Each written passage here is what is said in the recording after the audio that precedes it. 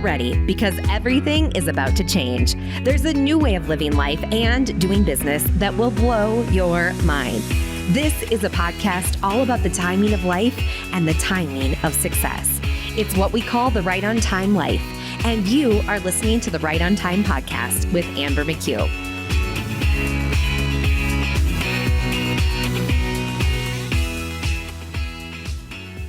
Hey, McCue here on another episode of the Right on Time podcast. I'm pumped you're here. The other thing I get pumped about is when I have the opportunity to witness, to hear speak, to watch, to observe someone doing something they love. For example, my sister and her husband are big West Coast swing dancers.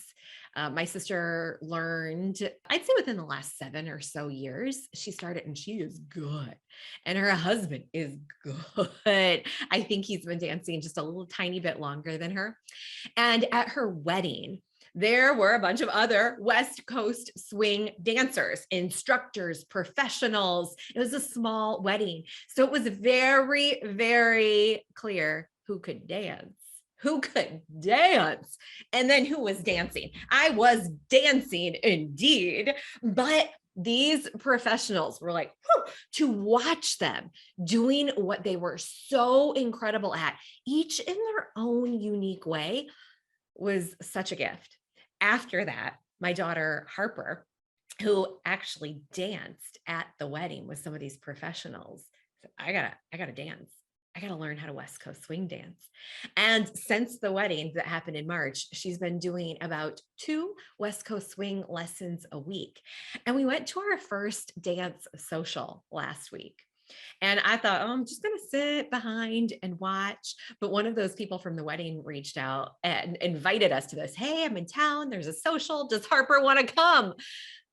Y'all, Harper stayed on the dance floor the entire night. We only got her off because I said to someone else I'm like, I'm getting a migraine. I can't see out of my left eye. All peripheral vision on my left is gone. And there are flashing lights. I can't read my phone. I gotta go. And they said, oh my gosh, Harper, we gotta go. Let's go outside right now. These lights are not helping. We would not have got her off the dance floor until the very end. She would stay there looking around with her hands in front of her, a little plotting, like a little hands in front of her, tap, tap, tap. And she would look, who will dance with me next? And she had the courage and the confidence to walk up to people and ask, hey, you want to dance? Hey, you want to dance? Harper is an introvert. I wouldn't say she's shy, but she's an introvert. And it was so cool to not just see those professionals in their space doing what they did so well, but also on the flip side, to see someone who was at the beginning of their West Coast journey assessing, here's what I know, here's what I don't know, assessing and playing and putting themselves in the game, right in the middle of the game. Say, I'm going to show up. I'm going to keep doing it. I'm going to keep going after it. Now, I want to invite you, whether you are the pro on the dance floor right now, or you are showing up on the dance floor in the game at the beginning of your journey, stay in it because it gets better and better and better. That same night, I learned my first West Coast West Coast swing dance steps. And I was like, why didn't I start earlier? Right on time. We're going to keep learning together. We're going to keep growing together. We're going to keep elevating in our businesses, in our lives on this journey to grow and develop and step more into who we are meant to be. You see it. You have a vision for yourself, what you're creating right now, and it is right freaking on time. And this story, this journey came up for me because our guest today on the Right on Time podcast is someone who is so in the zone. She researches, she studies, she embodies, and she practices everything that we're speaking about today to step into your star power, to have impact, income, and the freedom to enjoy it. Lisa Robin Young is our guest today, coming up in just a minute here. And originally, she didn't wait to get discovered. She's an award-winning speaker, best-selling author, accomplished musician with many credits. She has been featured on Disney Plus and is the host of Creative Freedom, a show that's evolved into a book, podcast, and live event series. Lisa helps creative entrepreneurs define and achieve success on their own terms. And she believes the best way to truly become successful in life and business is be yourself, so you can own your dreams without selling your soul. And today, Lisa is going to share with us a framework that she has built in her work with creative entrepreneurs and in studying those that are playing at the top of your game. Let's introduce Lisa and get to know the Star Power Framework so we can go from wherever we are on our journey, whether it's beginner or otherwise, up to that pro status and feel it and embody it. Let's do it. Introducing Lisa Robin Young. Lisa, thanks for hopping on the Right on Time podcast. I am super excited to be here. Thank you, Amber. Oh my gosh, I am so pumped. I am so pumped that we are going to dive right into something you have created that we want to share with the listeners. The Star Power Framework. Tell me more. Yeah, so I have been working on and researching this for several years. After my last book came out, which was really about how to build a profitable, sustainable business doing what you love, there were plenty of people who came to me and went, okay, so once the business is profitable and sustainable, then what? And then more specifically, I had clients who were coming to me going, I'm reaching profitability, I'm reaching sustainability, and I'm very clear that I'm here for more, right? Like I have this vision that I'm supposed to be on big stages, serving in a big way, making a big impact, and the money and the accolades that come with that for future generations, right? Through the body of work that they're creating, but also through the money that they're making that they can then leave to philanthropic organizations, their children, et cetera, et cetera. Yeah. And so I was like, okay, well, what does it really take? And so I started looking at not only my clients' journeys, but also the journeys of people that we could see out in the wild, right? Celebrities like Beyonce and Bradley Cooper and Oprah. And what were the things that they all had in common? What was it that separated the Beyoncés from the also rans? People who might have been just as talented, maybe even more talented, but didn't make that breakthrough, didn't break out and become that celebrity in their space. And so I looked at Hollywood celebrities, of course, but I also looked at people who are at the top of their game in their specific industries. So the book that I'm working on now really goes in depth on this framework, which is these 9 things that I've discovered or uncovered, because they've always been there. And we all have them, right? These aren't things that you can't do. These are all things that you already have or already doing to some degree. But the thing that separates these breakout personalities from everybody else is that they're doing more of it or they're turning up the volume on it. And it really comes down to 3 things: clarity, confidence, and courage. You have to have the clarity, you have to know what's going on to be able to make confident decisions that then enable you to take courageous actions, right? And so these are the 3 areas. And then there are these 3 action steps in each of these areas that really help drive the bus forward. And so that's what the framework is. It really breaks down these 3 different pieces and then the 3 elements inside each piece.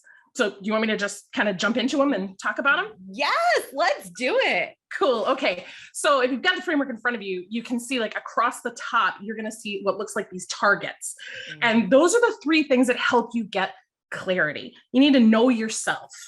And one of the ways that I help my clients know themselves is with our creative entrepreneur type spectrum, right? So you take the quiz and you find out what kind of a creative entrepreneur you are. Knowing yourself, and there are lots of different ways to do that, helps you recognize what your strengths are, what you do really well, and what you can learn to let go of or pass off to a team member, or just say, hey, that's not going to be part of what I do. That's not my zone of genius. So that you can then move into some of these other areas. So the other pieces of clarity are owning your dreams. And by owning your dreams, I mean you have to take ownership of what really matters to you. You can't just say, oh, I want to be a superstar singer. You have to take ownership of and nurture the dreams that are in your heart, right? It's about caring for that, providing an environment of empowerment for that to be able to nurture and flourish, right? We want it to grow. You can't just have that dream and let it sit out there. You've actually got to take ownership of it and then playing to your strengths. When you're real clear on who you are and what matters to you, then you can see, okay, these are the things that I'm really good at. These are the things that are my strengths, your zone of genius, if you will. But if you're constantly playing outside of that arena, and I've done it, I know lots of people who have done it, those are the things that sap our energy, sap our emotional bandwidth, sap our resources, time, energy, money, effort, attention. And then we don't have it to give to those dreams that we're trying to nurture. So you want to be playing to your strengths whenever possible, because those are the things that are going to help you, which is this next step. And this is the center part of the framework. These are all the things that help you with confidence. And I used to think courage came before confidence. And I was wrong. We often think, well, you got to pull yourself up by the bootstraps. You got to be courageous and take a, but courage doesn't look like courage to the person who's taking the action. Courage comes out of a decision that we make of, well, I can at least do this much. Well, this was the right thing to do, so I did it. Well, I didn't feel like I had any other choice, so I stepped into this place. That's where confidence comes in. We were confident enough to make the decision, and then the action happened. So we have to have confidence before we can have courage. And so that looks like evaluating what's working. And, Amber, this is something that you do every year with Plan-a-thon, right? It's like, we got to look at, what did we do back here? What do we still want to keep doing? What are we going to change? And then we start to map out what's going to happen as we go forward. And that can be in your business, but it can also be in your relationships. When I was researching Beyonce, the decision to break away from Destiny's Child was it was based on clarity. Like, I'm only going to get so far with this group. And if I really want to break out, I'm going to have to do some things differently. These things are working and these things aren't. Now, sometimes that means making really tough calls, and we'll talk about the courage stuff in a minute. But first, we got to figure out what's working and what's not. And then you've got to plan for your future, right? What is that dream or that goal or that desire? And how are you going to get there? And sometimes you don't always know the steps. Sometimes you can't see what's beyond the veil. You just know that that's the direction that you're going. And that's when we start to call in our supports and our team members and our colleagues and our friends and our collaborators and say, this is the dream that I'm holding. This is the direction I want to go. What do you see that I don't see to help me move in that direction? And then the whole idea of building your empire. And I talk about the noble empire versus, the Star Wars evil empire concept, right? Like, this is where a rising tide lifts all boats kind of a thing, right? So we want an empire that's supported by and built by the hands of many. Yes, we lead the charge. We're the head of the movement. We're the face of the business. We're the face of the brand. But ultimately, it's not just us. It's all of us moving in a direction together that's making the world, your world, a better place, right? And I use those terms because for some people, it really is about changing the whole world. But for some people, it's like, it's just my world. It's my family, my neighborhood, my community, my organization, my, neighborhood or family, extended family, right? Like, that's where we start, especially if you're a creative entrepreneur. And I, typically work mostly with creative entrepreneurs. It's hard to see how you're going to impact the whole world. But you can be that ripple in a pond that makes an impact that then moves out from there. And so we talk about, how do you want to change your world? What's going on in your world so that you can build your empire to fit in that world? And one of the things that helps our clients do that is a concept that I call strong castle, safe harbor. Strong castle is your body of work. This is the thing that people come to you for, whether it's your insights or your creativity or your intellectual property or the vision that you're carrying for a better future. This is what they come to you for. But the safe harbor is the way that they're treated when they're in your space. And if they feel safe, like they are in a safe harbor, they're much more likely to speak up for you if you have a gaffe, stand by you no matter what's going on, cheer you on, share you with their friends, and become evangelists for, not just customers of, the work that you're putting out into the world. The example that I love to use is Lady Gaga and her little monsters, right? Like, she's got this term of endearment for her fans, and her fans are rabid and support her no matter what she's doing. And she's done some pretty wild things. And her fans just adore her. Yeah. So we have to be thinking about that as we're creating these platforms that we're standing on. And I'm going to take a side trip from this model for a second, because I think it's important to point this out, because people are like, well, why be a celebrity in the first place? Right? Like, what? The world's got plenty of them. Why should we want to be the celebrity in our space? And I've come to realize that, like it or not, we pay attention to influencers. We pay attention to, listen to celebrities, even if they're not really on the right track, to put it mildly. So I want to see a world where we have this rainbow coalition of influencers who are on a mission to make the world, our world, a better place. And they're not going to get heard if they're not in a space where they are seen as the celebrity in their market. There are so many coaches out there that you have never heard of because they don't have that platform. And they're smart and they're gifted and they're damn good at what they do, but they get passed over time and time again because they don't already have 100,000 followers. And I can't tell you how many times someone has asked me or one of my clients to be a part of some summit or some event or something. And then they're like, and you need 20,000 people on your email list. And it's like, and we don't qualify because we practice good list hygiene, or because we just haven't achieved that level of notoriety yet because we're brand new or whatever. And so those vanity metric qualifiers preclude a lot of people who would otherwise be a great asset from being able to participate. And so that was one of the other things that kind of spawned this, was like, we need more great people as celebrities in their space. So once you have the clarity, and once you've got some confidence around, okay, these are the decisions that I'm making, now we got to take action. And this is the place, hands down, where I see more entrepreneurs falling off the celebrity bandwagon, because it's hard to take courageous action. And courageous action doesn't necessarily mean massive action. We hear a lot of people talk, you got to take massive action. You got to be on your hustle and grind. You got to keep, and I'm like, no, there's a time and a place for hustle. I call it compassionate hustle. There's a time and a place for that. When you're coming up on a deadline, or you're juggling 3 or 4 things and you're trying to honor commitments, you know, you don't want to leave anything on the dance. You got to leave it all on the dance floor, so to speak, right? Like, give it all you've got. Those are times for compassionate hustle, but you can't live on the hamster wheel of hustle. It's not sustainable. And especially because many of my clients, I'd say about 40-50% of my clients, are coming to me with neurodiversities, chronic illnesses, disabilities. They are physically not able to work a 40-hour, 50-hour, 60-hour work week. So are those people just screwed? Well, no, not if we're playing to our strengths, not if we're focusing on what really matters and evaluating what's working and doing all these things, but we still have to take courageous action. And that's the bottom part of the framework. That's correcting your course, facing your fears, and refining your model.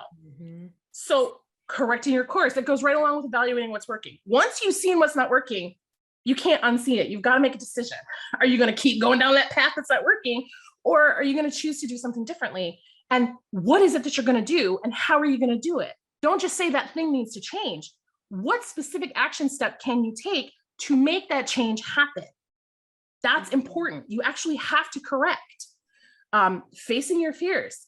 And this is about not only what will other people think, or how will my project be received in the world, but it's the inner critic that we have going on all the time telling us it's not ready yet. It needs one more tweak. There's somebody else out there who's already doing that. they're better at it than you are. We have to look at fear coming at us from all angles. And the pesky thing about fear is that it's built on this teeny tiny grain of truth. There's one little thing that is true, right? I don't have 10,000 people in my audience. That is true. And then we build this web of lies around it that says, therefore, I am not worthy, I don't deserve, I can't have, no one's going to listen to, and then we don't ship. We don't put the things out into the world that the world needs because we're stuck in the fear cycle. So not only do we have to address our external critics, we have to deal with what's going on inside ourselves. Yeah. And the only way we can do that is to have an environment of empowerment and a space of safety where we can practice. For some of us, that's social media. For some of us, it's our best friend. For some of us who don't have that, it's up to us then to go out and seek those communities and environments where we can be safe to be who we really are and to speak from that space of truth that only we can speak from.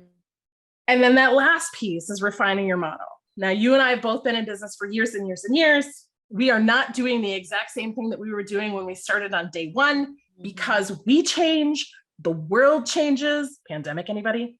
Like things get different. And because things get different, we have to make decisions about how are we going to change the model that we're building things on, whether that's your business model, your family model, your relationship models, right? All of those things we look at and go, okay, this is how things generally work for us, right? And this is a little different than correcting your course, but it's similar. Correcting your course is the individual things. What are you going to do differently? Whereas refine your model is, what are the pieces on the whole that need to shift? And who do I need to get to help me with that? What piece of resource do I need to get to that and solve for X?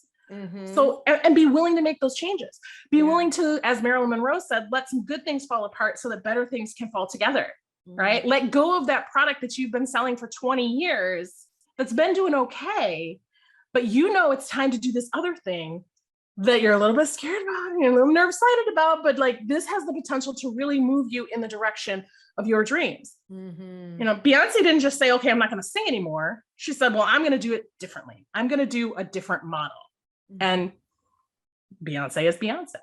So that's the framework. And those are all the moving parts and pieces of it. And obviously I could talk about it forever, but that's kind of the gist. And that's where the book is headed. So. Oh, incredible, Lisa. Thank you. It's so clear and so evident that this is built on a deep body of knowledge on your end, but also deep experience in navigating these things.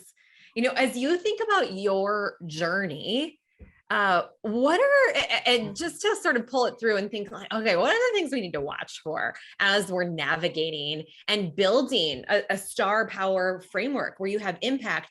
And actually, you know, as I think about it, the other question that comes up is, what are the benefits of this? Like I'm running through benefits in my head, and you mentioned the gaffes, right? Like, okay, we're going to do it. We are humans. I am going to make mistakes, right? It's going to happen. And when you've got community built up, right? People have your back, like Lady Gaga's Little Monsters. That's one of my favorites. But what are some of the benefits for people in thinking about building this star power through the framework? Well, I think the obvious one is influence. And I know a lot of, heart-centered entrepreneurs who rail against influence in the world. They look at the billionaire rocket makers and go, ugh, like the world would be so much better if people didn't think like that. And it's like, okay. And you have an opportunity to step forward into a space where you can create something different and speak to that in your own way. I believe firmly that the only way we change a system that's broken, a system that is disempowering and disabling people, is to be inside that system. People from outside the system can be the squeaky wheel, but they can't enact the change. It's got to be the people in the system who are making the change. So in one respect, you have the benefit of influence, the benefit of power. And it's dangerous for me to say the benefit of power, because a lot of people go, oh, power, absolute power corrupts. Absolutely, right? And when we have power in community, it's completely different. It's a different dynamic because we're not looking out for ourselves and solely our goals at the expense of everybody else. Mm-hmm. It's our goals in community with the people that we're here to serve and the world that we're trying to create for one another, which maybe it sounds a little Pollyanna, but I think that there's value in that. And, you know, dozens of B Corps who are on that path, who are making good money. I mean, that's another side effect, if you will, of being the celebrity, is your marketing is infinitely easier because people already see you as the expert. People already see you as the person that they want to work with or hire or have in their world, because you come with that level of influence and power and persuasion. And you get to have that platform and speak on the things that matter to you and share the voices of marginalized people that matter to you, and lift up other people who are on that rise who may not have the resources you have. You get to put your money where your mouth is, right? You get to walk the talk you've been saying all along. Yeah. Oh, so good. And then tying back to, you know, the journey that you've been on, as we look at the framework, what are some of the things that you'd say, okay, watch out for this? Like, where do you see people as they're building their network, their community, their celebrity, their star power? Where do you see people getting tripped up? Yeah, so I think it's different for each of the creative types. So I'm just going to kind of hit on each one. For fusion creatives like me, who are kind of like the jack of all trades, we really struggle with asking for help and receiving help. So we put our heads down and we just work and we check off the boxes. And then when we get stuck, we come up for air. And we haven't done the work to build the connections and the relationships with people that would be really helpful now that we're stuck. So one of the things that I encourage fusion creatives to do, myself included, is to continually reach out and say hello. Hi, how's it going? I'd love to connect for coffee. Taylor Swift's first manager said to her, if you want to sell 1 million copies of your record, you need to meet 1 million people. And you don't meet 1 million people going, hey, and walking away. You're like, hey, how's it going? Tell me about you. Let me learn a little bit about you. And it doesn't have to take 50 years, but you do have to do it. Chaotic creatives, who are the people that we tend to ascribe to being classically creative, right? They are very go with the flow, trust your instincts, honor the impulse kinds of folks. The challenge that they have is this need for perfectionism. Their demand for excellence is so high that they get caught up in perfectionism. And so when you're trying to evaluate what's working and correcting your course, you get hung up on, but it's not perfect, so I can't put it out there because it's crap. And then again, nothing ships. So for chaotics, it's really about remembering that it's a collaborative event. If you don't want to be stuck holding all of the things and having the Vulcan death grip of control around all the things all the time, you have to build a community of people that you trust, whether those are advisors or team members or whatever, so that you have those trusted people as you're on the rise, who, I think it was Will Smith who said, or maybe it was Oprah who said something to the effect of, if they won't ride with you when you're on the bus, don't let them ride with you when you're in the limo, something like that. That whole idea, it's like those people who come up with you on the rise, they've had your back. You know, it's about recognizing who are those people and keeping that inner circle close and nourished, right? And building that inner circle, that whole dig your well before you're thirsty concept. And then for linears, who often find financial success relatively quickly because they understand numbers and systems and processes and they can bang that stuff out, they tend to get caught up on what do we do when things aren't working? Well, this has always worked, so we're just going to keep doing the same thing. And then when the world changes and things aren't working and we've got to refine our model, sometimes there are best practices that we can look to. And sometimes we have to like completely pull it out of thin air and innovate and pivot and do something completely different, which isn't their strength. And so for them, it's about allowing themselves to remember that there are other people in the mix. It's not always about a deadline. It's not always about hitting a number. It's about taking a breath, stepping back, getting a bigger perspective, inviting those other voices, particularly folks on the other end of the spectrum, to chime in and give you some new ideas to help the innovation and things moving forward. So, I mean, as you look along the spectrum, those are kind of the big ones. But for all of them, it's all that courage stuff, correcting your course, facing your fears, refining your model. If you're not doing that regularly, if you're not killing your darlings and allowing yourself to have new blood coming in, fresh air coming in, you're gonna get stuck in a rut at some point, and that's gonna thwart your progress. So good. I am sure there is someone listening who heard something in there. Oh yeah, that happens to me. I do need to watch out for these. You've spoken to those 4 different creative types. Where do people learn more about those from you? Well, they can go to my website. That's lisarobinyoung.com. Robin has 2 B's, and they can click the link right on the homepage to take the quiz. There's no opt-in required. They can get their result. They can know exactly what they need, or they can opt in and go even deeper with me down my rabbit hole of what does it mean to really be the celebrity in your niche. So. Oh my gosh, Lisa, this is incredible. I'm assuming that down that rabbit hole, people will also be able to uncover the star power framework. Is that true? Oh, absolutely. Absolutely. Right. And for folks who want to go even deeper and like have their own audit done, like that's something we do. I'll sit down with someone and be like, all right, let's look at all these 9 areas. Where are your gaps? Where do you need to shore up? And then here are some strategic recommendations based on where you're at that you can start to implement right now to start to change that and shift in the direction that you want to be heading. So incredible. Lisa, thank you for sharing this framework with us. I cannot wait to see people elevate and embrace their star power. You are incredible. Be sure to let us know when the book's ready. I can't wait to read it. Thanks. Yay. Bye. Thank you so much for being here with us on the Right on Time podcast. If there was something in this episode that was for you, I want to hear about it. If you would be so kind just to take a moment of your day to give us a review, give us some feedback, and tag me in at Amber McCue on Instagram or Facebook, wherever you're hanging out. I would love to hear from you in some way, shape, or form, because this is not just about me sitting in my office, which is soon to disappear as I go on this move journey and sharing, but it's about connecting with you. And I would love to hear from you. Remember, we're right on time. We are so flipping right on time. The stories of right on time just keep on coming. And I'd love to hear yours as your journey unfolds.